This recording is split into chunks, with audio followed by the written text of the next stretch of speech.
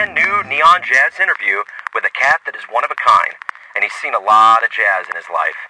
Kansas City bassist Jeff Harshbarger. During this interview, he talks about being the mortar between the proverbial jazz bricks, talks about his many stops around the country and Europe where he's played live, his immediate and long-term plans for more music, and how he has picked up singing during this past year, along with much, much more. Dig it. Hey, Joe, how you doing? Hey, good, man. How you doing? Good. Good. You ready to talk? Yeah, sure. Cool, man. First of all, where were you born and raised? York, Nebraska is where I was born. Okay. But the family moved to Manhattan, Kansas when I was 4, and that's where I did most of my rearing. What was that town like for jazz, for fueling your desire? You know, surprisingly good for two very small reasons. Being a college town in the Midwest, there's a bit of built-in culture there. So while the majority of the people in my peer group were just kind of into, tipping cows and football and the regular Midwestern rural upbringing, having a university around bring a lot of culture in from abroad. You get to see a lot of stuff. And both my parents are musicians and music teachers. So it's also the home of the International Association of Jazz Educators. Wow. That was it was started out as the National Association of Jazz Educators in Matt Bedden's house. It was just his living room. He realized that jazz was starting to be taught more in schools in the 60s, so he grew up in the same crew with like Gary Foster and Dick Wright and all these legendary northeastern Kansas jazz people. And he was much more of an educator, and he wanted a place for people to come when they're, near the end of their college or fresh out of college, and you get your first music ed teaching gig in the Midwest. Chances are you're going to be teaching in a 3 or 4A level high school, and you are the music program. So you've got a lot of people that have no experience in jazz being expected to lead or start some kind of jazz program. So he started this weekend retreat during everyone's winter break, where you can go to his house and bring some local musicians in, and he got music reading sessions. So here's what jazz charts sound like, here's what people are publishing this year, here's what's new in the market, and here's how to get a rhythm section to sound good. And over time, it just blossomed into this massive thing that it became. And Matt Bedden was, for lack of a better word, he's sort of my godfather. I was always over there hanging out, and so jazz people would come through town and hang out with my pop. My pop used to go on the road with some guys, and I got to know a lot of people through those two. They were just always around when I was a kid, so it didn't seem weird at all. Very cool. So talk to me about your family, how they influenced you and to pick up an instrument, and how did that work? My mom is an opera singer, and my dad is a jazz woodwind player, clarinet and tenor. And they decided that they would rather teach than perform. So they got music ed degrees and got married and had kids. Very cool. And so when I was 4, they put a violin in my hand, and they got me some piano lessons. And then one day, I think, about 10 years old, my dad, being a high school band teacher, his best friend was the orchestra teacher. She told him, your son's big for his age. He's a tall kid, and I've got this half-size bass. And it would be really cool if I actually had a bass player in my grade school orchestra next year. By the time he got home that day, he had decided that I was going to start playing bass. Cool. And I stuck it in my hands, and that was that. Right on. Rest is history. Yeah. Speaking of history, talk to me about kind of the bands and projects you've been involved with over the years. I'd say the first, near the end of college, besides just sort of knocking around in the freelance jazz scene, at the end of my college years in Lawrence, Kansas, I was in a 10-piece funk band called the Band That Saved the World. Mm-hmm. And we did some touring and made a couple records. And then shortly after that fell apart, I relocated to Kansas City and got really involved in Tango Lorca, the Argentinian tango group, and spent a lot of time with that. That was at a steady gig on Wednesdays at Fedora, and made a record with that ensemble. Also, I have a in the late 90s, there was a time I was doing a lot of swing music. So I was part of the Inferno Swing Club and played with Dave Stevens and Angela Higginbach. And then had a heavy metal comedy improv band called Jazz Discharge with Brad Cox. That was a whole lot of fun. And once in a while, we still do a reunion show. We made our first short film last year. Cool. Coming Back from the Dead. Did some stuff with Dave Stevens. I had a group called Plus Five for a while, doing all modern jazz things. Did some touring in Europe. And, well, there's a couple other things in there that I'm missing. Lately, it's been touring a lot with a band called Jacob Fred Jazz Odyssey. It's based out of Tulsa. Okay. And done some work over the years with Bobby Watson and some other local jazz luminaries. A lot of stuff with Stan Kessler. Oh, great. Bassist.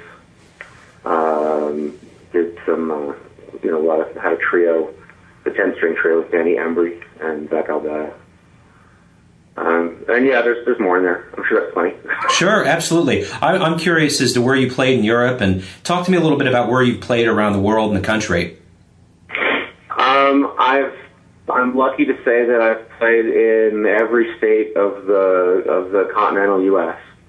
I haven't been to Alaska or Hawaii yet. That's on the list. Huh. And over in Europe, I think I've played everywhere except Germany and the northernmost countries. I haven't in Western Europe, and spent a little bit of time in Eastern Europe after the wall came down. A couple of gigs over in places like Romania and Slovenia. That's an interesting place. And then I spent a little time in Hong Kong. I was in Hong Kong for a little bit and played some gigs out there. It was a whole lot of fun. Did some tango work in Japan and in Argentina. Done some stuff in Mexico. Spent a lot of time in Canada. Yeah. And then, France, Spain, Italy, the usual, when you're touring in Europe, the usual suspects. Sure. Where were your favorite places to perform? Most recently, I'd say the North Sea Jazz Festival in Rotterdam. It's jazz Disneyland, jazz heaven. Cool. There's 13 stages, and it's all the living legends that you love, and it's all the new people coming up, doing new things, and they're all hanging out together, and you can go run and see all of them all day long, 3 days in a row, and it's unbelievable. It just sort of looks like my record collection as if I'm talking to them. That's nice. I never dreamed that I would be there, and I had the time of my life. In one day, having a drink with Ron Carter and shaking Wayne Shorter's hand, and then sitting in with Russell Malone, and then playing my own gig, and then going watching Brian Blade Fellowship, and going to bed that night thinking, that was today? Oh my God, what am I doing? This is not happening. Yeah, why dream if your dream was that day? I know. It just, a real pleasure, a real dream come true. I've always wanted to be at that thing. I mean, just as a patron, really. Yeah. To actually get to be on the stage side of it, a real honor. Very cool. So, speaking of gigs, are you gigging a lot in Kansas City? And what do you think about the local club scene here in town now? I am gigging a lot. Jacob Fred is taking a break from the road. I'm usually gone with them about 6 months a year. This year we're having a year off, getting ready for next year's 20th anniversary tour. So I'm back in the area and doing a lot of stuff around here. And the scene, I think, creatively, artistically, is as healthy as it's ever been. I think more young players are staying in Kansas City than leaving, which is always a good sign because they retain that youthful energy and they retain that new thought. But also the older, wiser, and traditional players are all still here and still playing and still have places to play. And there's been a big upheaval. The pendulum has swung, and we've lost a couple clubs, but a couple other places have stepped up and taken their place. And I have got nothing but good feelings about what's going on around here right now. Seems almost like, and I brought this up a couple times with a couple of the other musicians, that there's kind of this revival, and it's not so much 18 and Vine, it's just this is Kansas City Jazz, and we're a part of the chapter and the anthology of what's going on here. Yeah, I would agree. I think there was a period of time where jazz itself was sort of navel-gazing about its own history and not making anything new. And that has changed, and I think we've sort of discarded some of that. And it's almost like some kind of animal molting a skin. You know, you have to grow out of whatever thing you're used to. And I see that energy happening here right now, and it's really, really great. More people are writing, more people are making new records, more people have moved here from other places and have brought their energy and their ideas, and that just brings more, you know, musical genetic code into our melting pot. It helps us make new things. Doesn't having Bobby Watson here in town do that as well? Kind of a honeycomb of bringing people in. Absolutely. I mean, that I think was the first building block of this new growth. You know, having him show up and the instant strength of recruiting for the university that his name brings. You've got more young people from the immediate area just staying. Well, you know, yeah, I get to go learn with Bobby Watson, the guy toured with Blakey, the guy who lived in London. Why would I go anywhere else? You know, it just makes sense. Absolutely. So, and then that huge talent pool that is being turned out of that place. There's always someone that's playing with the university at a super, super high level. I'm always very impressed. Absolutely. So talk to me about your albums. What albums have you been on? What are you working on? I just kind of want to talk about your discography, so to speak. Sure. Most recently, Ala Turca by Turkish Jazz Ensemble, both led to Rich Wheeler and Brandon Draper, just put out our second record, Yom Niz, and it's on Sidan Records, and that just came out last month, and I had a really, really great release. It's doing very well, and we're going to start a radio campaign this summer for that thing. I think we're going to got some people that are going to help us try to move that around to a more national level. With Jacob Fred Jazz Odyssey, I was on their last recording, the Tulsa Race Riot Suite. And that's taken us all over the world. It's been a huge record for the band, and it was a huge honor to play with them. Had all these special guests. So Jeff Coffin from Dave Matthews Band and from Bale Fleck and the Flecktones was with us, as well as Peter Applebaum and Stephen Bernstein. Mark Sutherland's a guest on that record. Also, I think Snuff Jazz record came out last year, 2 years ago, with Snuff Back, we called it, and that was it's Mark Sutherland's ensemble that I played for. And Jimmy Carl Black was on that record. It's the last thing he ever recorded. He's the first drummer from the Mothers of Invention. And he was just spouting off these stories that we were improvising behind him with Eugene Chadbourne and Josh Adams. And that was just a ridiculous amount of fun. Cool. Very cool. So, Jeff, who are your jazz heroes? Wayne Shorter, hands down, the most important figure living today in the music.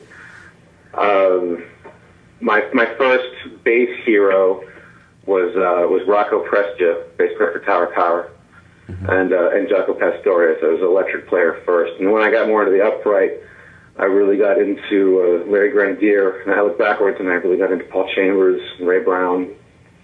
And I had the good fortune to take a lesson with Ray Brown, so I got to feel a little bit more out of him. Locally, when I first moved to the scene, I was doing a lot of playing for Milt Abel, the great Kansas City bass player. And I really think that's where I learned about our city's tradition of his music. Backing him up when he couldn't play anymore. He was singing, and he was kind enough to take the young kid under his wing. Learned a lot out of him. Dave Douglas is another gentleman that I really look up to and really respect, as is John Zorn, Herbie Hancock. These are all things that stay in pretty heavy rotation in my listening and in my research. Right on. And of course, John Coltrane, Charlie Parker, the giant, inescapable figures of our music. Absolutely.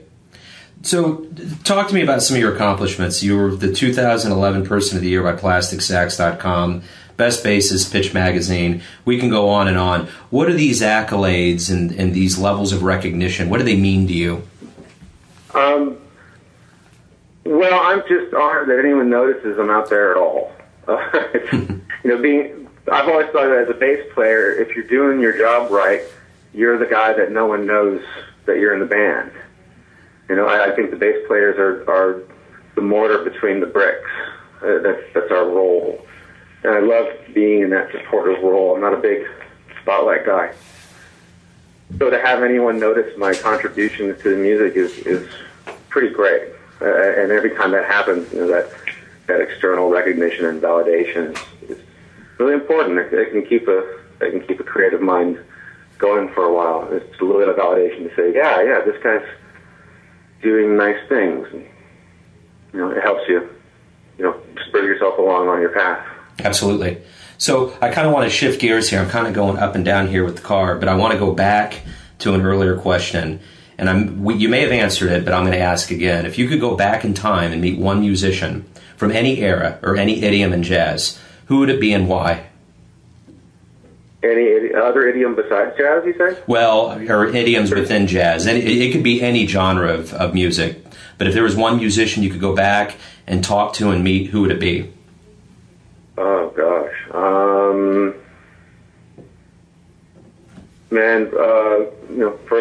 First thing that leaps to my head is probably Coltrane. Mm-hmm. I would love to spend time with Coltrane and just try to understand how his mind works. We have a lot of people that sound like Coltrane and write like Coltrane now, which is great. The music and the culture has absorbed that brilliance and that language. But to understand where it came from and how it happened, I think that would be pretty wonderful. Right on. So, what are your plans? From the minute we get off the phone, long term, what are you wanting to do with your career? What are you wanting to do recording wise, live? What's left for you to do? Lots. The minute we get off the phone, I have my first gig ever this weekend as a vocalist. I'm not playing an instrument. Mm-hmm. And Ryan Heinlein's band, the H Project, is doing Beck's Song Reader, its entirety. That's that folio of sheet music Beck put out back in December. So our gig's Friday night at the Record Bar. I'll be working on that all afternoon, just making sure that I have my material down. And singing is something that I did a lot when I was younger, and then I didn't do for about 12 years, and then it started creeping back in a couple years back as a backup vocalist. When I was asked to perform, I had to say yes. I make these little deals with myself I had these year-long brain games of how to get over certain fears. Mm-hmm. And so this past year's fear thing has been, if someone asks me to sing, I have to say yes. Nice. And I'm quite thankful that the year's almost over, because I've been terrified a lot. But it's been really good for me. It's having new things to work on, having a different perspective on music is always great. I think it makes everything else stronger. And I'm actually really enjoying it. Very cool. That's what today is, and I want to incorporate more singing in my near future. I want to get my first solo record out in the next year or two, all depending on my touring schedule. And I've got some more installation ideas. I did a big installation last year for Grand Arts here in Kansas City at the Lewis and Clark site. I did a recreation of the Lewis and Clark camping, and I did a night of music that they would play together.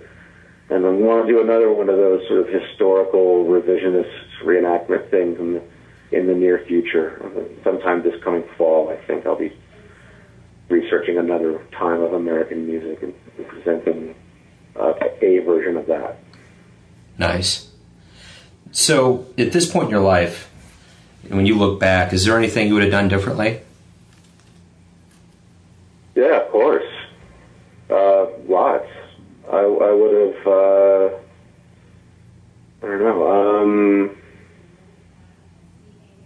I would have been, I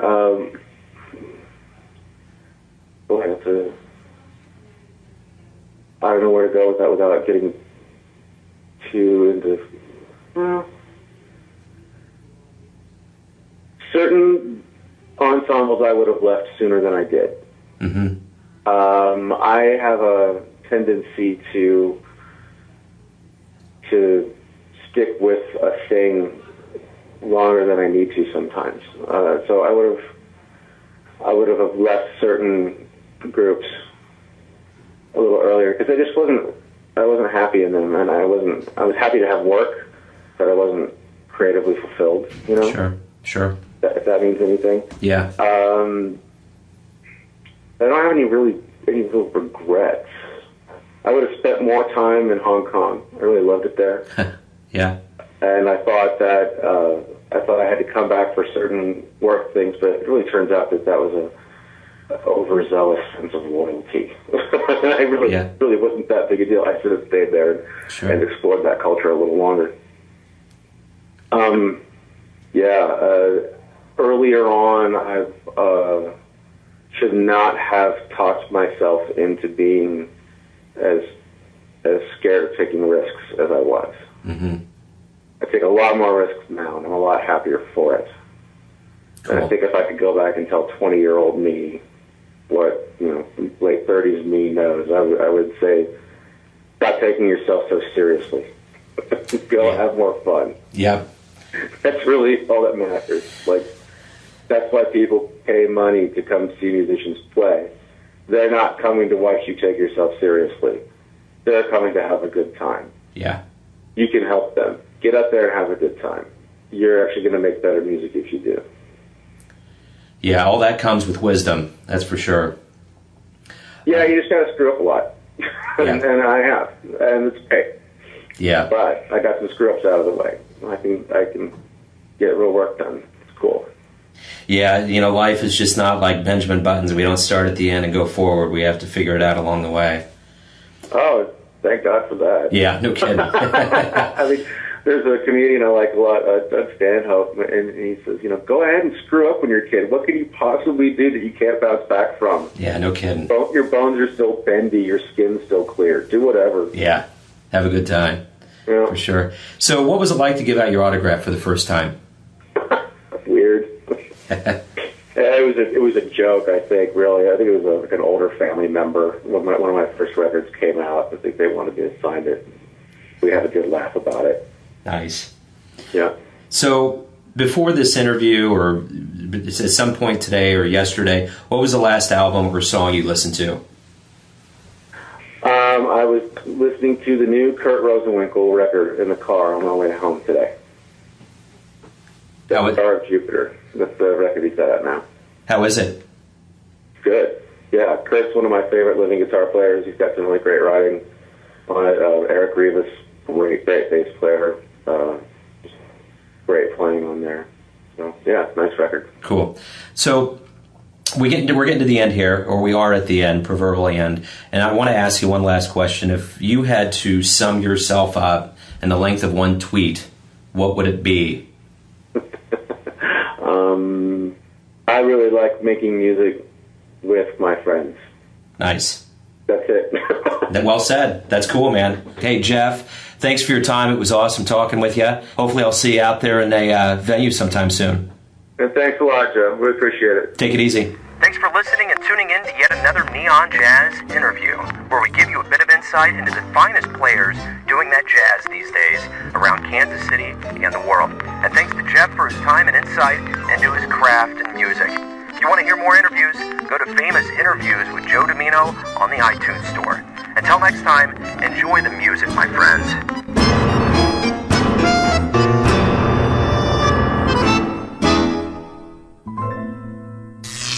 Neon Jazz.